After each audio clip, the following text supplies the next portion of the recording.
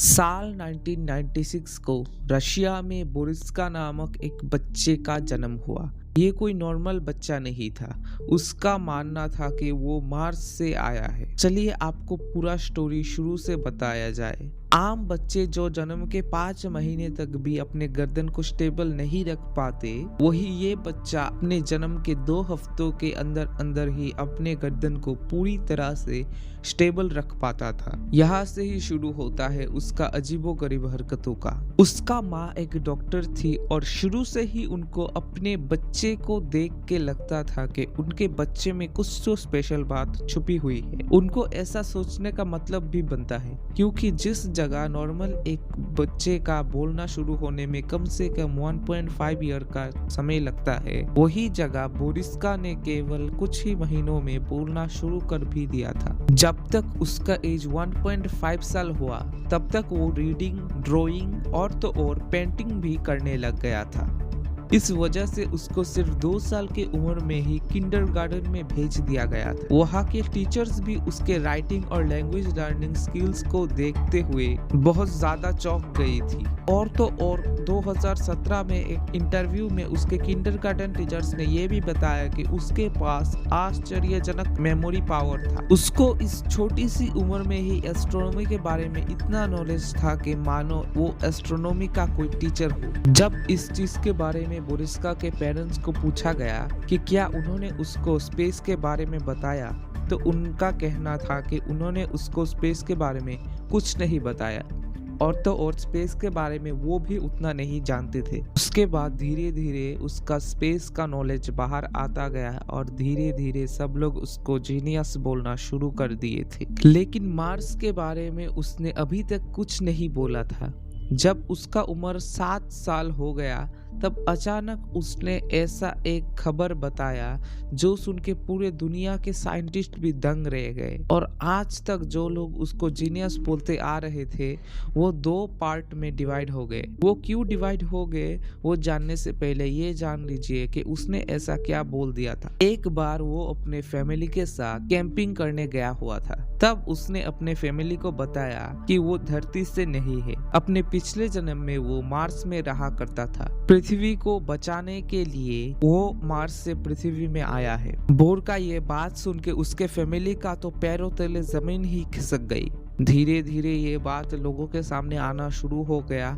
कुछ लोग तब भी उसको सपोर्ट कर रहे थे, लेकिन कुछ लोगों को ये मजाक लग रहा था। बोर का ये भी कहना था कि जब वो मार्स में था, तभी उसको बता दिया गया था कि उसको पृथ्वी में आना है, और वो अकेला मार्स से अर्थ में नहीं आया है। उसके जैसे और भी है जो पृथ्वी में जन्म लिए हैं। बोर का कहना था कि उनको इंडिगो चिल्ड्रंस कहा जाता है। बोरिस्का ने एक इंटरव्यू में कहा कि मार्स के लोगों का उम्र 35 साल तक बढ़ता है, उसके बाद रुक जाता है। उसका कहना था ये इसलिए होता है क्योंकि वहाँ लोग CO2 यानी कार्बन डाइऑक्साइड में सांस लेते हैं, और धरती में लोग ऑक्सीजन के सहारे सांस लेते हैं। उसने कहा वहाँ के लोग 7 फीट टॉल होते हैं। उसने इंटरव्यू में ये कहा कि दुनिया को न्यूक्लियर वॉर से बचाने के लिए उस जैसे इंडिगो चिल्ड्रन को भेजा जा रहा है अर्थ पर। उसका कहना था कि धरती के मुकाबले मार्स में बहुत ज्यादा एडवांस टेक्नोलॉजी मौजूद है।